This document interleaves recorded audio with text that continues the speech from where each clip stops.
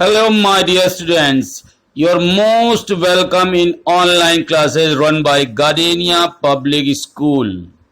I'm your physical education teacher, Sanjay Pandey.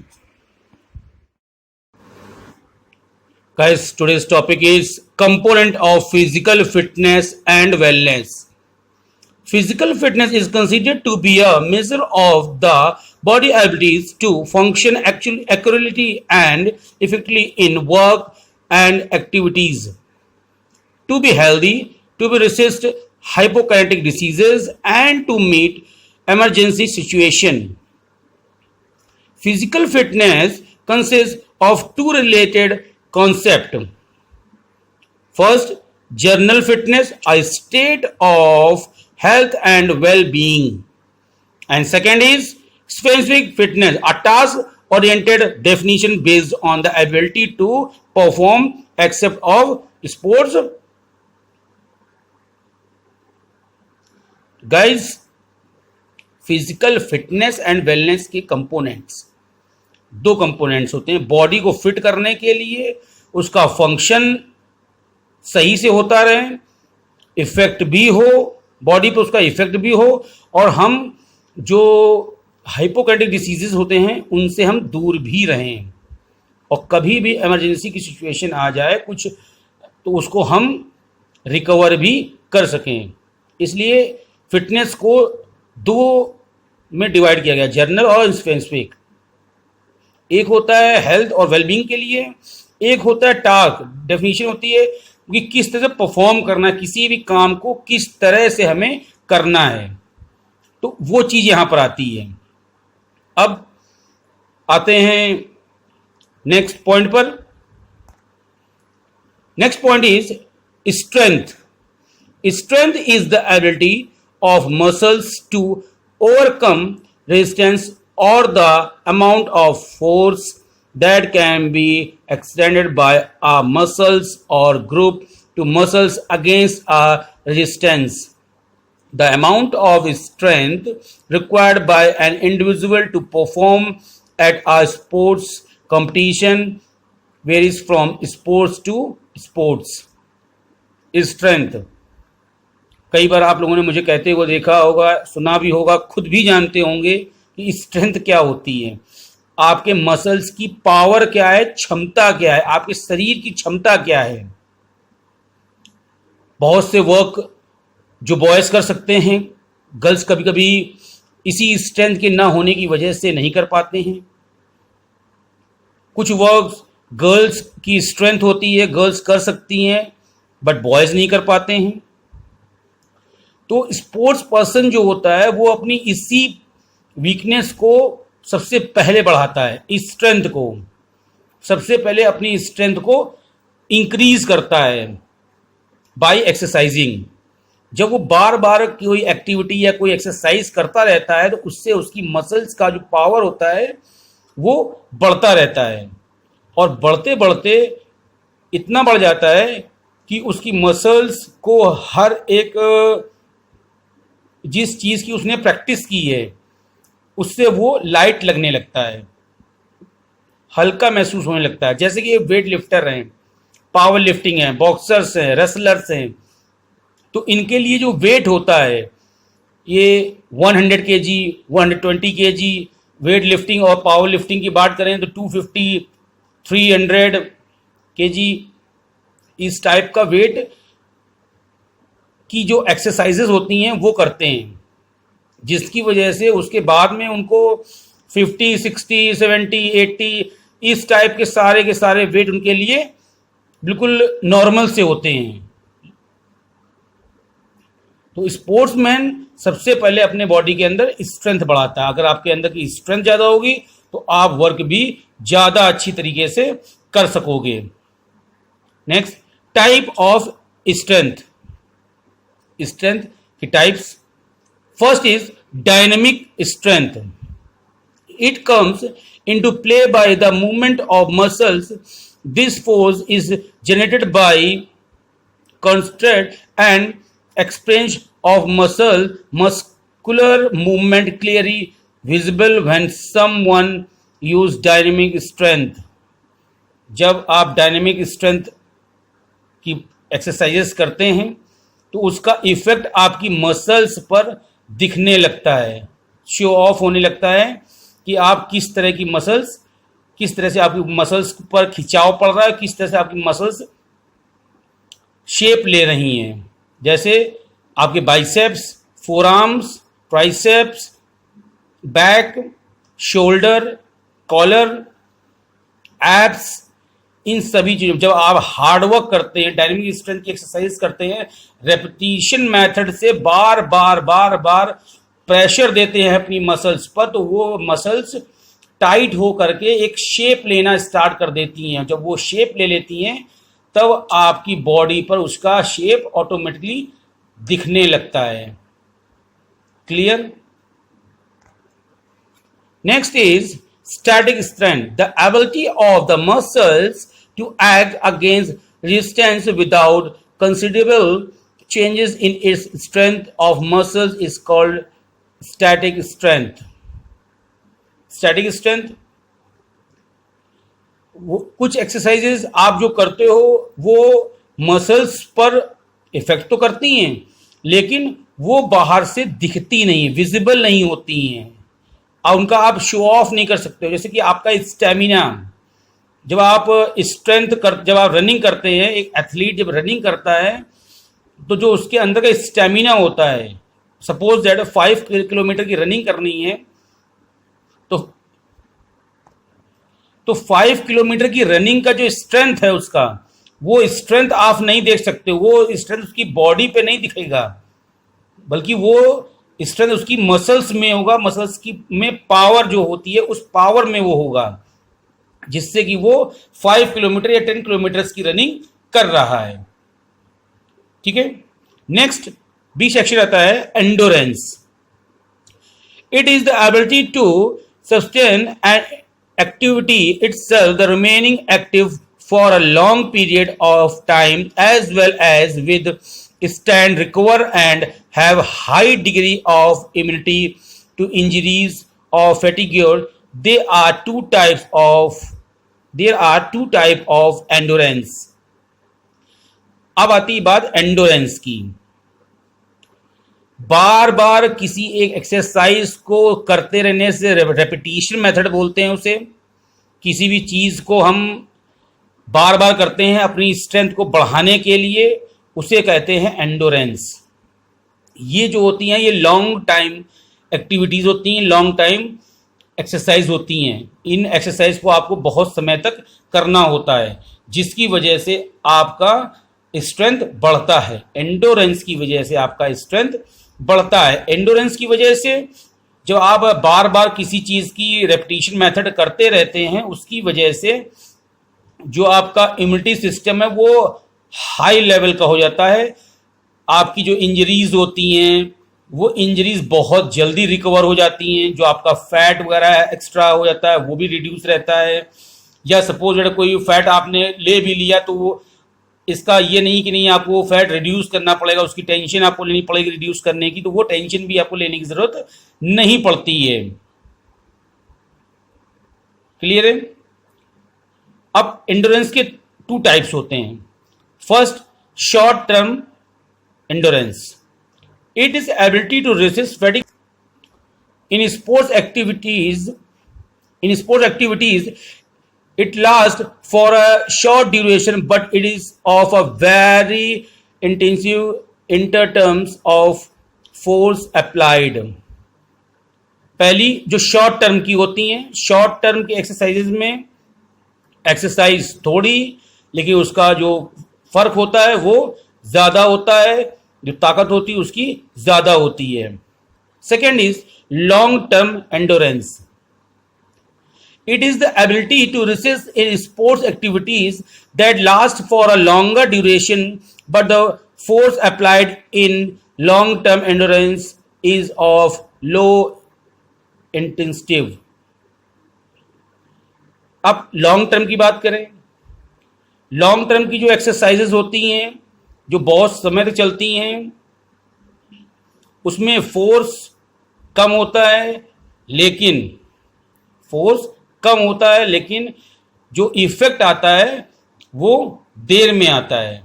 Suppose that weight lifting and athletics running, अगर short term की बात करें तो weight lifting आती है कि हैवी वेट को शॉर्ट टाइम में लेते लेते वो हैवी कर लेते हैं, उसमें जो रेपिटेशन मेथड होता है वो कम चलता है। जो लॉन्ग टर्म की होती हैं वो रनिंग होती हैं, जैसे कि एथलीट करते हैं, रनिंग को स्टार्ट करते हैं for 1 kilometre, 2 kilometre, then 3, then 4, then 5, then again 2 kilometre, then again 4 kilometer, then 6 kilometer, then again 3 kilometer, then 6 kilometer, then again 4 kilometer, then 8 kilometer। इस तरह से वो अपनी स्ट्रेंथ को बढ़ाते हैं, पहले छोटा फिर बड़ा, फिर बड़ा, फिर बड़ा, फिर उससे बड़ा, फिर उनके ग्रुप, इस तरह से वो अपनी लॉन्ग टर्म की जो एक्सरसाइज होती हैं वो बढ़ाते हैं, जिनमें फोर्स कम लगती है, इफेक्ट आता है लेकिन देर में आता है। थर्ड पार्ट है आपका speed. It is the ability to perform the given motor action under given condition in minimum possible time. It means the capacity with which an individual can accurate his और her movement in minimum possible time. इस तरह की जो ability होती है speed के लिए, ये बहुत ही धीरे धीरे आती है और इसमें समय भी ज़्यादा लगता है पहले, लेकिन जब आप इसकी रेपिटेशन कर लेते हो, जब आपके अंदर स्पीड और एंड्योरेंस और स्ट्रेंथ बढ़ जाती है, तब आपका मेन टारगेट होता है टाइम, कि किस तरह से हम किस पॉसिबल टाइम पर इस चीज़ को अचीव कर सकें। सेम एज रेपिटेशन मेथड इसमें भी लागू होता है। हम हर एक चीज़ को, जैसे जो एथलीट होते हैं वो हर एक चीज़ को कम समय में क्लियर करने की सोचते हैं और क्लियर करने की प्रैक्टिस करते हैं, बार बार करते हैं, 1000 बार करते हैं, तब जाकर के उनकी स्ट्रेंथ, उनका जो स्टेमिना होता है वो उसमें उनकी हेल्प करता है उनकी स्पीड को बढ़ाने के लिए। सपोज दैट रिकॉर्ड बनता है 14.52, अब उस रिकॉर्ड को 14.51 करने के लिए उसे सबसे ज़्यादा स्पीड बढ़ानी होगी, रेपिटेशन मेथड्स को बढ़ाना होगा, तरह तरह की एक्सरसाइजेस करनी होंगी, जिसकी वजह से जो उसका स्टेमिना है, जो उसका फोर्स है, वो इंक्रीज हो सके। Speed is the combination of reaction time and movement time. Reaction time is the time an individual take to respond to a similar speed can be categorized into the following types. First is reaction ability, acceleration ability, locomotor ability, movement ability, speed ability and flexibility. अब जो आपका speed है वो धीरे धीरे बढ़ेगा, साथ ही इस टाइम को बढ़ाने के लिए बहुत सी एबिलिटीज को भी आपको फोकस करना पड़ेगा, अपने रिएक्शन टाइम को, आपकी स्पीड को, आपके टेक ऑफ मूड को, आपके मूवमेंट को, आपके एंडोरेंस को, आपकी बॉडी की फ्लेक्सिबिलिटी को, हर एक चीज को आपको इंक्रीज करना होगा। जब आप सारी चीजों पर वर्कआउट कर लेंगे तब जाकर आप कहीं एक स्पीड को गेन कर पाएंगे, सेकेंड्स के, माइक्रो सेकेंड के जो टर्म्स हैं उनको क्लियर कर पाएंगे।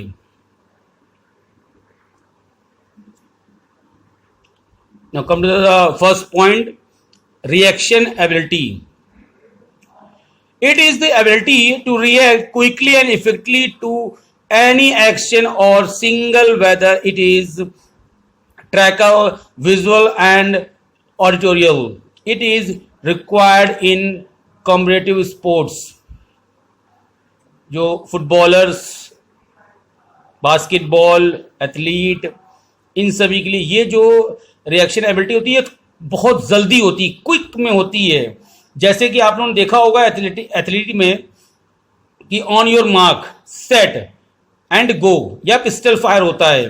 तो पिस्टल फायर में तुरंत पिस्टल के शूट होने पर तुरंत रिएक्शन किया जाए, उसका इतना फास्ट एक्शन होना चाहिए। Same as basketball, basketball ball आपके हाथों पर आने के कुछ सेकंड पहले आपको इतना एक्टिव होना पड़ेगा कि आप बॉल को टच करते ही मोशन में मूव कर जाएं, तब जाकर के आप उस रिएक्शन टाइम को गेन कर पाओगे। तो रिएक्शन टाइम आपका बहुत इंपॉर्टेंट होता है। Next is acceleration ability. It is the ability to achieve maximum speed and satisfaction position or the lower speed to a maximum state, starting from jogging to running and final sprint is a most best example for this। जैसे कि आप लोग running start करते हैं, सबसे पहले jogging करते हैं, हर एक चीज को बड़े आराम से शुरू लो लेवल से स्टार्ट करते हैं और हाई लेवल तक उसे ले जाते हैं। तो उसी चीज को हम एक्सेलरेशन एबिलिटी कहते हैं। रनिंग करने से पहले आप जॉगिंग करते हैं, जब आपकी जॉगिंग कंप्लीट होती है फिर आप रनिंग स्टार्ट करते हैं, जब आपकी रनिंग कंप्लीट होती है तब आप जाकर के स्प्रिंट स्टार्ट करते हैं। और जब आप स्प्रिंट स्टार्ट करते हैं तो स्प्रिंट 4 के ग्रुप में, 3 के ग्रुप में, 6 के ग्रुप में स्प्रिंट होती हैं। उससे क्या होता है, उससे आपका जो टाइम होता है वो टाइम कम करने के लिए एक्टिव होता है। Next point is locomotor ability. It is the ability to maintain maximum speed और time. This ability is very important in events such as 100 metre, 200 metre, 400 metre, skating, swimming, basketball and others. इसमें maximum speed की जरूरत होती है कि seconds में 100 metre की race कर रहे हैं, 200 मीटर कर रहे हैं, 400 मीटर कर रहे हैं। स्पीड स्टार्टिंग से ही स्पीड को मेंटेन करना पड़ता है। स्केटिंग, स्विमिंग, कुछ भी हो, स्टार्टिंग से ही आपको स्पीड में रहना होता है और उसी हाई स्पीड को हाई से हाइयर स्पीड पर ले जाना होता है। इसे बोलते हैं locomotor ability. Next is movement ability. It is the ability to do a single movement contact at maximum speed in minimum possible time. It play an important role in sports such as wrestling, jumping, throwing, gymnastics, and other games. Maximum time movement 1 second में, jump seconds की, throw seconds का, gymnastic cartwheel seconds में, back foot, front roll, back roll, ये सारी चीजें seconds में होती हैं। रेसलिंग, जो रेसलर्स होते हैं, वेट लिफ्टिंग करते हैं, उन्हें 1 सेकंड लगता है लिफ्ट करने में, लेकिन उस 1 सेकंड की लिफ्ट को प्रैक्टिस करने में कितना टाइम लगता है, बहुत। तो वो स्पीड, वो मूवमेंट स्पीड जो आपका जो आपका 1 सेकंड का लगता है, उस सेकंड को अचीव करने के लिए, उस सेकंड्स को अचीव करने के लिए आपको क्विक इफेक्ट होता है वो लाना होता है। उस क्विक इफेक्ट के थ्रू आप बहुत जल्दी, आपको बहुत ही जल्दी मोशन में आना होता है। जंप, आप रनिंग करते हो, जंप 1 सेकंड की होती है, आपको एयर में रहने का, हवा में रहने का टाइम सेकंड्स, माइक्रो सेकंड्स में ही मिलता है। जब आप जंप करते हो पूरी फुल स्पीड लगा देते हो आप, क्योंकि उस समय आपको टॉप स्पीड ही आपको अचीव करा सकती है। क्लियर है? Next, speed endurance. It is the ability to perform at any movement with high speed under condition of fatigue. Speed endurance, ये किसी भी समय, किसी भी मूवमेंट पर आपको हाई स्पीड पकड़नी है या हाई स्पीड पे ले जाना है, ये आपके एंडोरेंस पर डिपेंड करता है। इसकी इसकी प्रैक्टिस आप पहले से करते रहोगे या पहले से करते हो तो आपकी एक स्टेमिना क्रिएट हो जाता है, आपकी बॉडी के अंदर एक एनर्जी स्टोर हो जाती है, जिसकी वजह से आपको किसी भी मूवमेंट पर आप अपनी स्पीड को बढ़ा सकते हो। The next is flexibility. हर एक चीज के साथ में आपकी मसल्स की भी फ्लेक्सिबिलिटी होनी कंपलसरी है। जो आपकी मसल्स की लेंथ है, जॉइंट स्ट्रक्चर है या अदर फैक्टर्स हैं, उनको भी फ्लेक्सोमीटर करना होगा, जिसकी वजह से आपकी जो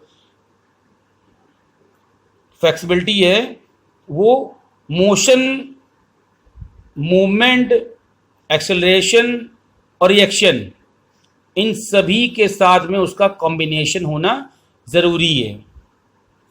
next is flexibility. It is the capacity of muscles to extend without any damage. Flexibility is the range of motions of joint और ability of joints to move freely.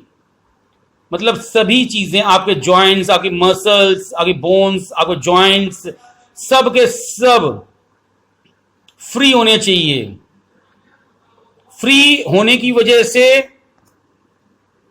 Range of motion is the distance and direction the joint can move while mobiling in the ability to move without stress.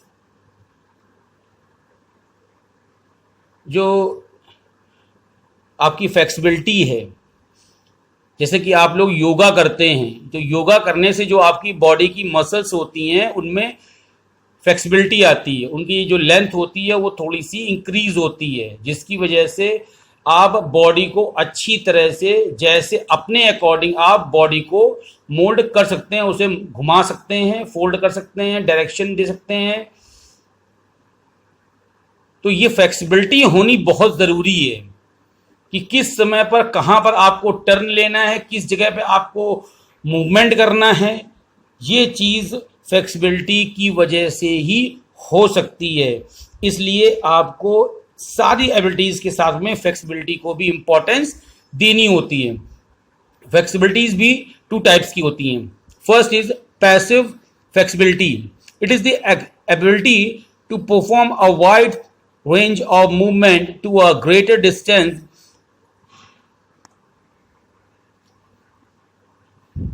It is the ability to perform a wide range of movements to a greater distance with external help. Stretching exercise with the help of a partner is an example of passive flexibility.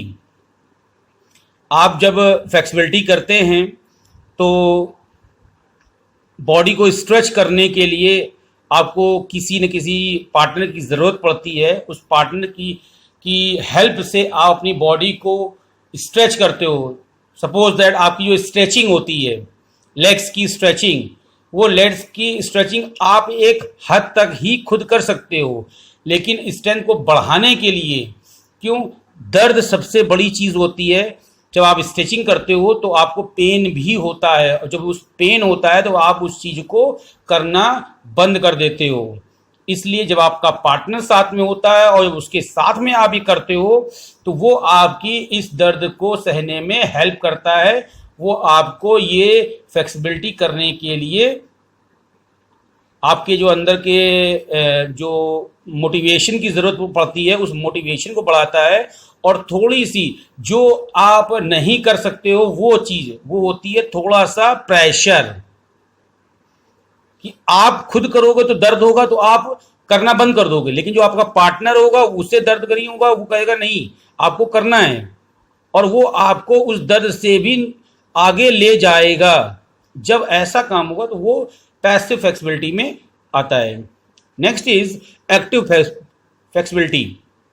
It is the ability to perform a range of motion without any external help, lifting the leg, keep it high without any external support. An example of this type of flexibility. अब आती है active, जो कि आप स्वयं खुद कर सकते हो। जैसे किसी हाइट पर आपको अपना पैर रखना है तो बिना किसी की हेल्प के आप खुद उस हाइट पर अपना पैर रख सकते हो। जब आप ऐसा करोगे तो आपको किसी भी पार्टनर की या किसी भी दूसरे इंसान की ज़रूरत नहीं पड़ेगी। तो ये आपकी खुद की फ्लेक्सिबिलिटी होगी जो आप खुद से कर रहे हो। जब आप इसे खुद से करते जाओगे तो ऑटोमेटिकली आपकी मसल्स में स्ट्रेच होगा। जब वो स्ट्रेच होगा तो ऑटोमेटिकली आपकी मसल्स इस फ्लेक्सिबल होती जाएगी, मोल्ड होती जाएगी आपके अकॉर्डिंग। अब एक्टिव फ्लेक्सिबिलिटी की बात करें तो ये भी दो टाइप की होती है। The two variation of active flexibility are static flexibility and dynamic flexibility. Static flexibility देखते हैं। Static flexibility is the ability to perform a movement with high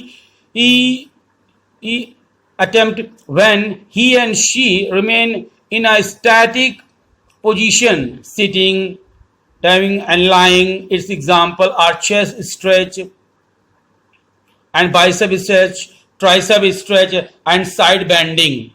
जो स्टैटिक बेंडिंग फ्लेक्सिबिलिटी होती है इसमें ही और शी, बॉय या गर्ल, सिटिंग की position है, जो पैरों का स्ट्रेच है वो चेस्ट लेइंग के थ्रू जो आप स्ट्रेच करते हो, जिसे योगासन में कहते हैं पूर्ण भुजंगासन, संपूर्ण भुजंगासन, हल आसन, अर्ध हल आसन, पूर्ण हल आसन। इस तरह के जो ये आसन होते हैं जो आप बैक लेइंग और चेस्ट लेइंग करते हो, साथ में आपकी जो पुशअप्स होते हैं वो आपके ट्राइसेप्स और बाइसेप्स को भी स्ट्रेच करते हैं। पुशअप्स की वजह से आपके बाइसेप्स में भी शेप आता है और ट्राइसेप्स में भी शेप आता है। साथ ही साथ साइड बेंडिंग, आप बोथ लेग्स को ओपन करके जब आप साइड स्ट्रेचिंग करते हो तो भी आपकी फ्लेक्सिबिलिटी बढ़ती है। नेक्स्ट पार्ट है एक्टिव फ्लेक्सिबिलिटी का, dynamic flexibility. It is the ability to perform a movement with high endurance when he and she is a motion just like running, jumping, kicking. It is an example are joint rotation, neck mobilize, arm swing.